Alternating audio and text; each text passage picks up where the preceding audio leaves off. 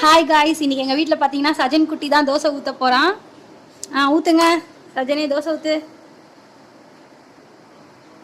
எப்படிரா உனக்கு தோசை ஊற்ற தெரியும்? ஓகே, இப்போ இந்த தோசையை பாப்பாவுக்கு ஊட்ட போகிறான் சஜனு. தோசை ஊற்றி முடிச்ச உடனே இல்லைடா, திருப்பு திருப்பு பார்த்துடா. அச்சோ, தோசை ஓட்டையாயிடுச்சு. பரவாயில்ல பரவாயில்ல, சரி பண்ணு. ஓகே, எடு. பாய். எடுடா.